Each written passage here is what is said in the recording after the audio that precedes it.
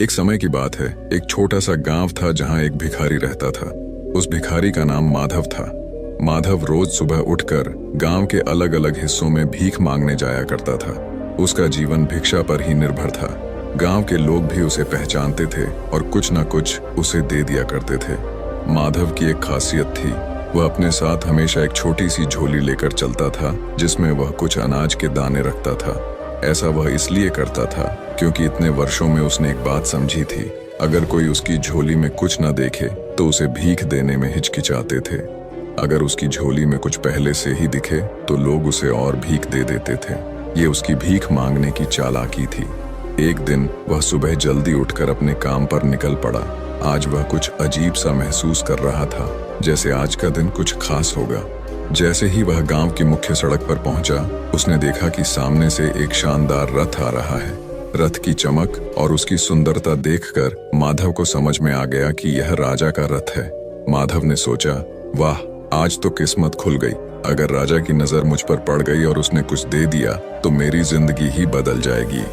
वह जल्दी से सड़क के किनारे खड़ा हो गया और राजा के रथ के पास से गुजरने का इंतजार करने लगा। जैसे ही रथ उसके पास पहुंचा, कुछ अजीब हुआ। रथ उसके पास आकर रुक गया। माधव हैरान रह गया।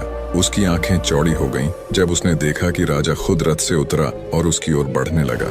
अब उसकी कल्पनाएं और तेज हो गईं। उसने सोचा, अरे, आज तो मैं राजा से कुछ मांगने जा रहा हूँ। शायद वह मुझे ढेर सारा सोना, चांदी या कोई बड़ी चीज दे देगा।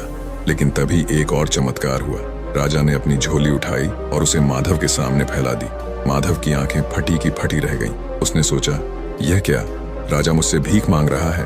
राजा ने विनम्रता से कहा, भाई, मुझ पर दया करो और मुझे कुछ भिक्षा दे दो। माधव को विश्वास नहीं हो रहा था। उसने सोचा, यह तो उल्टा हो गया। राजा मुझसे भीख मांग रहा है। लेकिन राजा ने उसकी ओर देखते हुए कहा, यह मेरे लिए बहुत महत्वपूर्ण है। हमारे राज्य पर एक संकट आ रहा है और राज ज्योतिषियों ने कहा है कि अगर मैं इस संकट से बचना चाहता हूँ तो मुझे पहले व्यक्ति से भीख मांगनी होगी जिसे मैं आज सुबह देखूं, और तुम वह व्यक्ति हो। कृपया मुझे कुछ दान दो। अब माधव असमंजस में था। वह सोचने लगा, क्या मैं राजा को कुछ दे दूं? लेकिन मैं खुद तो एक भिखारी हूं। मेरे पास तो खुद ही कुछ खास नहीं है। अगर मैंने राजा को कुछ दे दिया तो मेरे पास बचेगा क्या?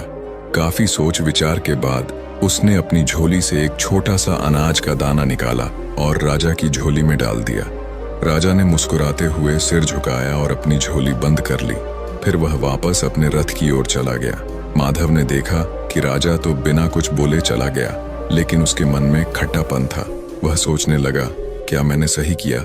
राजा खुद भी तो इतना अमीर है, वह मुझे कुछ मूल्यवान दे सकता था। और मन ही मन राजा को बुरा भला कहने लगा।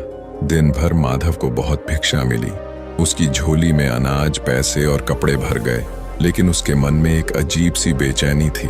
उसे राजा से मिलने का मौका मिला था और उसने उस मौके को व्यर्थ जाने दिया। शाम को जब वह घर पहुंचा, उसकी पत्नी ने उसकी ओर देखा और बोली, आज तो तुम्हारा नाम पूरे गांव में फैल गया है। लोग कह रहे हैं कि राजा ने तुमसे भीख मांगी। वाह, तुम कितने महान हो। लेकिन माधव को खुशी नहीं हुई। वह गुस्से से बोला, तुम्हें क्या पता, राजा ने मुझसे भीख मांगी थी। भला मैं राजा को क्या दे सकता था, और मैंने उसे केवल एक दाना दिया। अगर मैंने उसे ज्यादा दिया होता तो शायद मेरा और नाम होता। उसने अपनी झोली गुस्से में उठाई और उसे जमीन पर फेंक दिया। सारी चीजें जमीन पर बिखर गईं। जैसे ही अनाज जमीन पर गिरा, माधव की नजर एक चमकते हुए दाने पर पड़ी। यह वही दाना था जो उसने राजा को दिया था और अब वह सोने का बन चुका था। माधव यह देखकर हक्का बक्का रह गया। वह सोचने लगा, अगर मैंने राजा को सिर्फ एक दाना देकर सोने का दाना पाया है, तो अगर मैंने उसे ज्यादा दिया होता तो मेरा पूरा जीवन बदल सकता था। वह जमीन पर बैठ गया और रोने लगा। वह समझ चुका था कि उसने अपनी लालच के कारण एक बड़ा मौका खो दिया। यह कहानी एक बहुत महत्वपूर्ण सीख देती है। हमें अवसरों को पहचान कर बिना स्वार्थ के दान देना चाहिए।